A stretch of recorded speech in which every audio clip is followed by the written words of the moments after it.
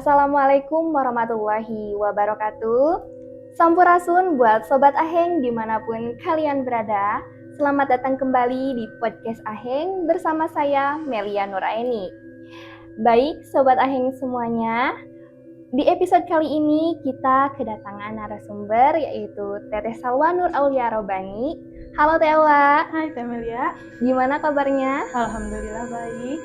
Nah Teh Awa, sebelum kita mulai ke kisahnya nih, boleh tahu gak ini sebetulnya kejadiannya itu real dialami oleh Teh Salwa sendiri atau seperti apa? Sebenarnya ini pengalaman dari kenalan saya. Dia mendapatkan pengalaman mistis ini dari tempat kerjanya. Oh, jadi dari kenalan Teteh Awa ya? Kalau boleh tahu Teteh Awa ini kerjanya di bagian apa? Kenalan saya ini dia kerja di bagian rescue di tol Teh Melia. Jadi dia bagian buat mengantisipasi kalau ada misalnya mogok atau bagaimana. Wah, tanpa berlama-lama lagi, sebelum Sobat Aheng lama menunggu, langsung saja kita dengerin Teh Awa ya. Jadi kejadian ini itu sekitar 1 tahun yang lalu. Saat kenalan saya ini kita sebut aja Pak Bambang. Dia sedang bekerja. Dia patroli di pinggir jalan tol untuk memeriksa keadaan tol pada malam hari itu. Dia kebetulan shift malam. Setelah patroli, dia kembalilah ke pos jaga. Di sana dia kumpul sama teman-temannya, sama rekan-rekan kerjanya yang lain. Di situ dia ngobrol-ngobrol apa segala macam. Karena shift malam juga mungkin ngantuk. Kenalan saya ini memilih untuk inisiatif buat nyuci mobil. Waktu itu dia lihat jam itu sekitar pukul 12:30 malam. Dia keluar inisiatif buat ambil air. Ambil airnya itu kebetulan ada di belakang ruang genset gitu. Dia ya awalnya dia nggak takut gitu karena emang sudah terbiasa lah gitu. Tapi entah kenapa malam itu dia ngerasa kayak suasana tuh beda gitu, kayak mencekam gitu dari malam-malam biasanya. Tapi dia nyoba buat nyuekin aja lah. Dia pikir mungkin ya cuman halusinasinya dia aja gitu. Akhirnya dia ambil air terus ke depan lagi buat nyuci mobil. Saat airnya habis otomatis dia harus balik lagi ke belakang. Saat ke belakang kok malah makin mencekam gitu. Dia positive thinking aja, mungkin kecapean atau apa. Tapi kok lama-lama dia ngedengar kayak suara orang ketawa seperti itu. Waktu dengar suara orang ketawa, dia pikir mungkin rekan kerjanya seperti gitu. Tapi makin lama makin didengar kok suaranya kayak suara perempuan. Dan dia ingat di situ saat itu nggak ada yang perempuan, rekan kerjanya perempuannya. Oh, jadi malam itu diperuntukkan untuk pegawai laki-laki ya Teh Awa? Betul. Kalau boleh tahu itu saat Pak Wawan mengambil air, gimana kondisi tempatnya? Di belakang ruang genset itu kondisinya tuh sepi. Cuman ada makam sama kayak hutan bambu gitu tuh ngeliat. Wah, pantesan ya Teh Awa. Iya betul. Nah, habis dia mendengar suara ketawa dan dia yakin itu bukan rekan kerjanya, karena dia takut dan di depan dia itu cuma ada air, dia ambil air, dia siramlah tuh ke sumber suara itu. Tapi bukannya hilang, sumber suaranya malah makin kenceng, malah makin banyak yang ketawa. Karena dia takut, akhirnya dia larilah ke depan, naik ke dalam mobil yang barusan dia cuci. Di dalam mobil itu dia baca doa terus. Tapi bukannya hilang, dia malah ngerasa kayak ada sesuatu gitu di atas mobilnya. Waktu dia lihat ke depan, kok dari atas mobil itu kayak ada rambut yang turun gitu. Akhirnya dia takut, dia tutup mata lah sambil terus baca doa. Lama-kelamaan suaranya itu kayak makin hilang. Tapi kan kata orang-orang, kalau suaranya hilang makin jauh berarti kan sosoknya makin dekat. Iya, betul. Gitu. Jadi dia takut, dia terus baca doa sampai suaranya benar-benar hilang. Dia akhirnya buka mata. Saat buka mata, sosoknya udah nggak ada untungnya. Terus dia larilah ke pos jaga. Saat di pos jaga dia ketemu sama teman-temannya, dia nggak berani cerita gitu. Walah, kalau setelah kejadian itu, apakah masih ada kejadian-kejadian mistis yang menimpa atau sudah berhenti di situ saja?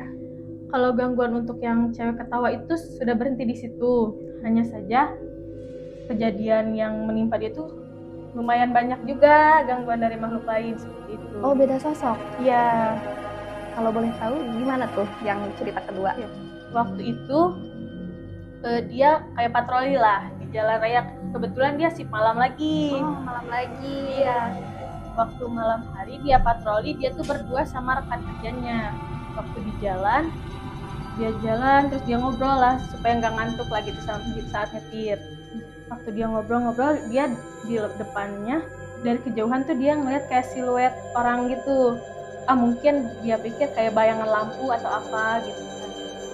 Tapi makin lama makin jelas kayak perawakan seorang pria gitu lagi berdiri di atas batu gitu.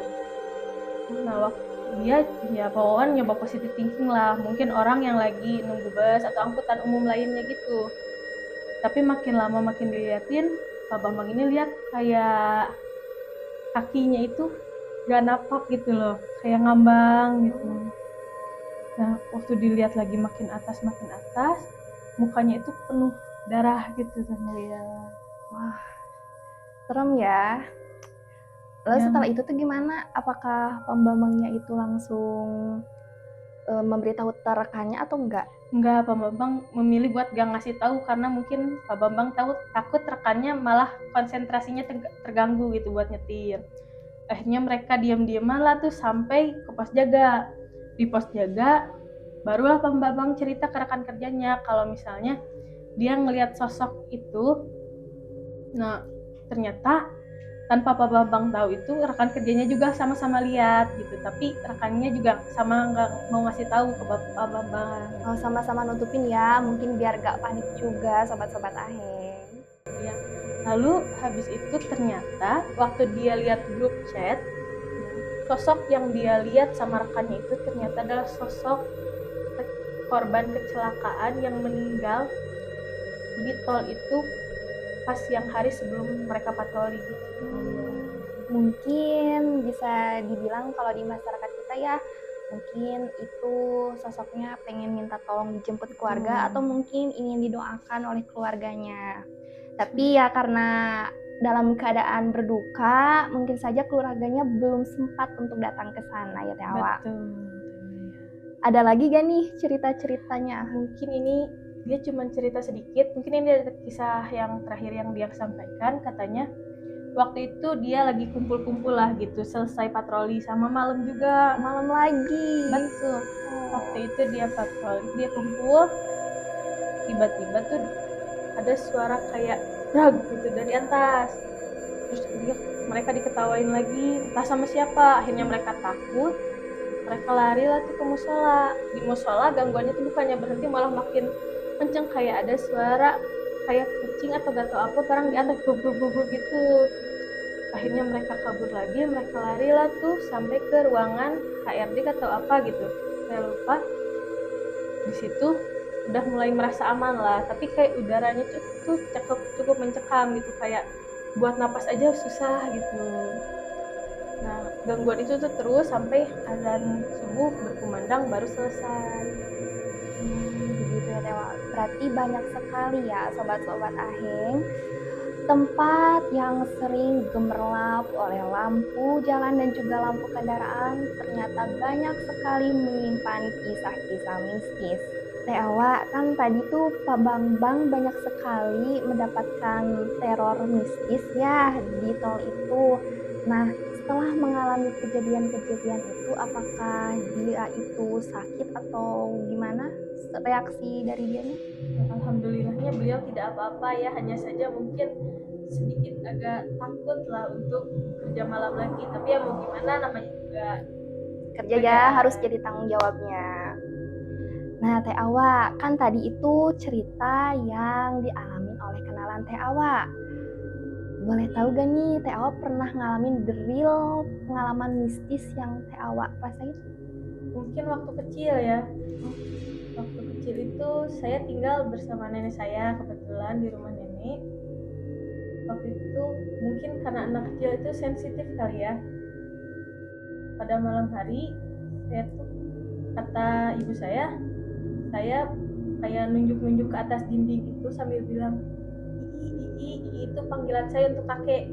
Oh, begitu. katanya di mana, itu Ii di atas katanya, tapi nggak ada siapa-siapa di sana. Ternyata Ii-nya kayak gimana, itu Ii lagi nempel di tembok, kata saya waktu kecil.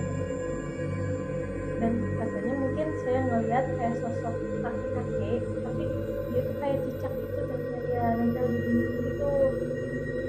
Nah kakek itu tuh diem aja ngeliatin, mungkin tertarik sama anak kecil nggak tahu gimana ya. Oh begitu Teh Awa. Tapi kenapa ya bisa menyerupai cicak seperti itu? Saya juga kurang tahu, mungkin ya. Ya kalau anak kecil masih rasa sensitifnya ya, masih bisa melihat hal-hal yang tak kasat mata Sobat Aheng.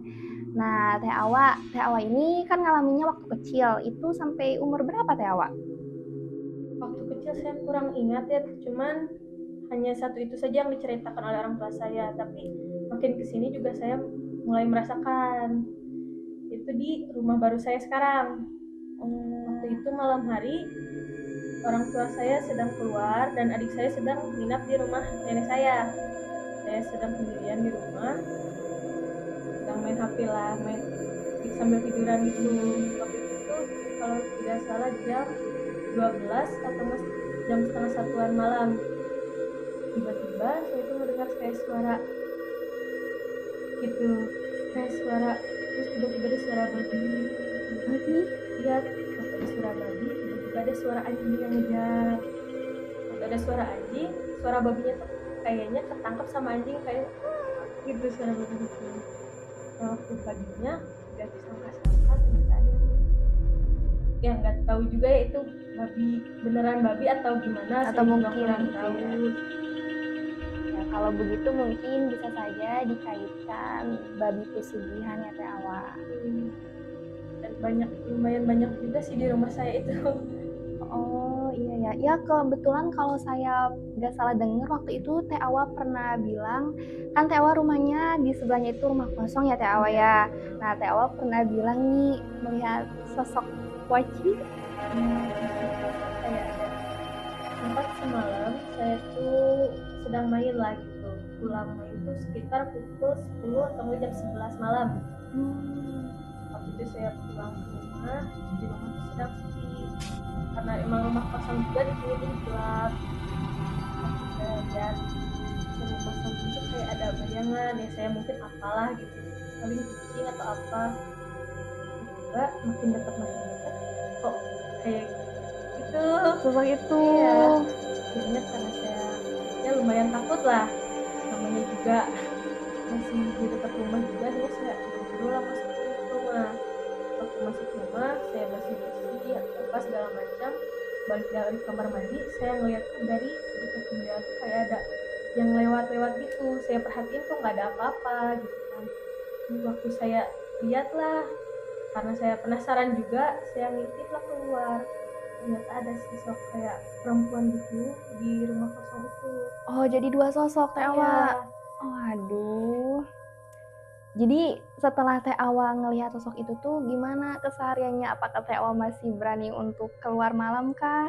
Ya mau gimana lagi, namanya juga ya kita hidup juga berdampingan gitu kan. Ya mau nggak mau saling menghormati aja gitu. Ya kalau ada kepentingan saya keluar, kalau enggak ya lebih baik diam di rumah saja.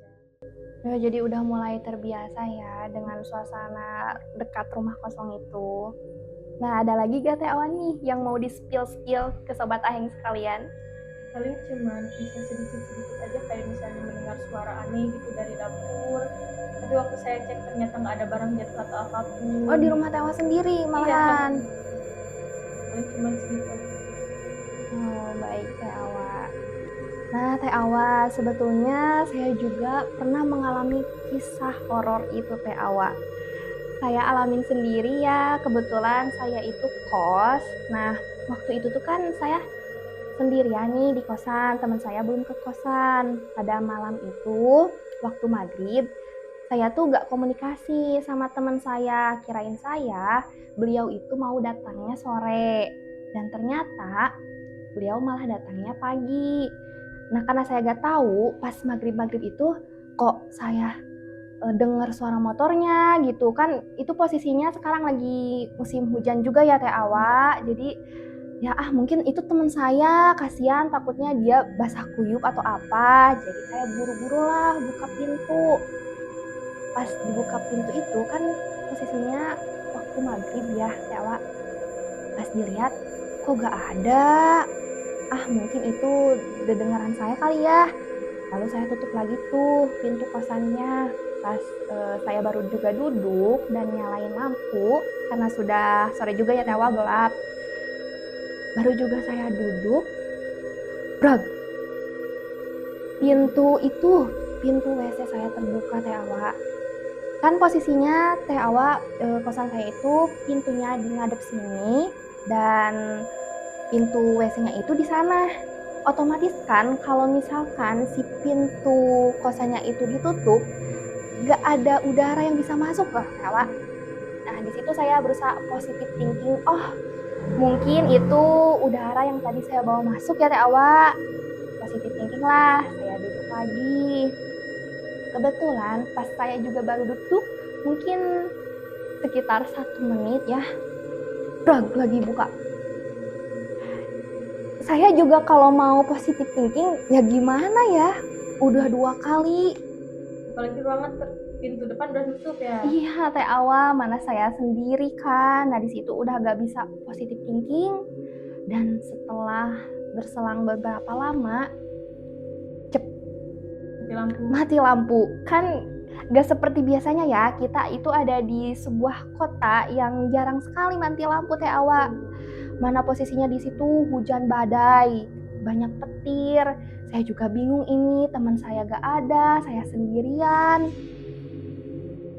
Inisiatif lah saya tuh keluar, lari ya ke tetangga kosan saya karena ya takut banget gitu di kosan sendiri, mana mati lampu, terus ada kejadian itu. Lalu saya itu pergilah ke temen kosan saya yang sebelah.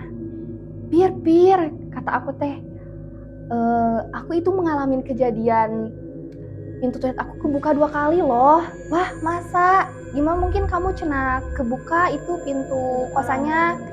Enggak, aku tuh tutup. Ya di situ ya teman aku juga mau berusaha nenangin ya gak bisa juga ya, karena itu kalau dilihat secara logis ya gak mungkin kan kalau dilihat dari tempatnya.